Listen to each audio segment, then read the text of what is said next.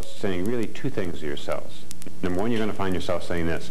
You know, I've done that for years, and I never realized there was a name for it. On the other side of that coin, I dare say most, if not all of you, will find yourself saying this. You know, I had that done to me for years, and I never realized what the other party was doing.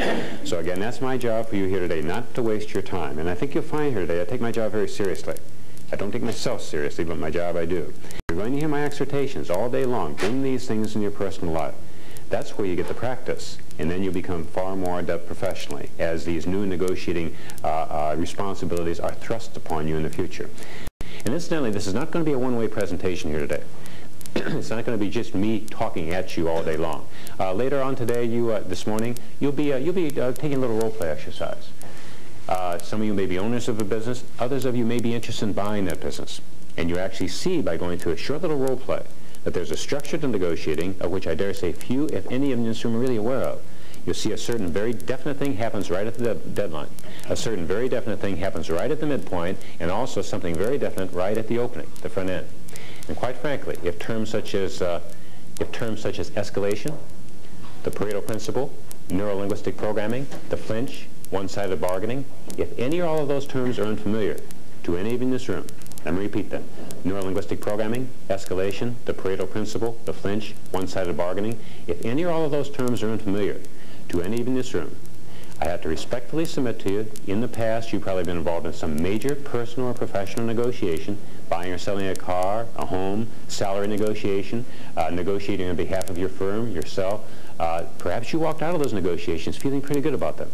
However, if the other party with whom you have been dealing, bargaining, negotiating, knew what any or all of those terms meant, to which I just alluded, and you didn't, you know what happened? You lost. I guarantee you, there's no question in my mind, you lost.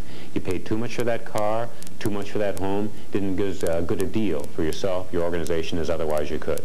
And it's my job for you here today to tilt that power balance a lot more in your favor in the future. That's my job for you to hear today. You see, the good negotiating buyer will say to the salesperson, see, what's your price on that? $1,500 a unit.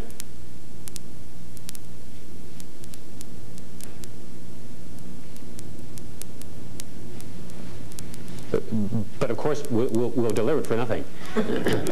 Silence has an amazing effect on Americans. Try this sometime. Somebody asks you a question for which you don't have a ready answer. Just remain silent for about 4 to 8 seconds and watch the other party cave in and answer that question for you. Silence has an amazing effect on Americans because we're so unaccustomed to it. And one further point, then we'll go on. You want to be considered strong, powerful in our society, then be silent. If you want to be considered strong and powerful, then be silent. Silence is a symbol of power. Silence is a symbol of strength in our society. And you want proof of that? Just look at your own organization, or organizations with which you worked in the past, either directly or indirectly. And I think you'll notice a rather common phenomenon with few exceptions, and it's this. As one looks at any typical organizational structure, be it public or private, and one goes from operating levels to lead people, forepersons, managers, directors, all the way up to chief executive officers, I think you'll notice a rather common phenomenon with few exceptions, and it's this. The higher one goes in authority and responsibility, the less one talks.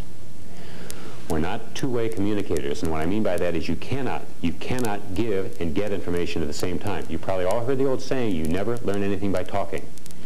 These people at the tops of these organizations, as you would expect, need an informational base on which they can make sound, judicious decisions. You never learn anything by talking.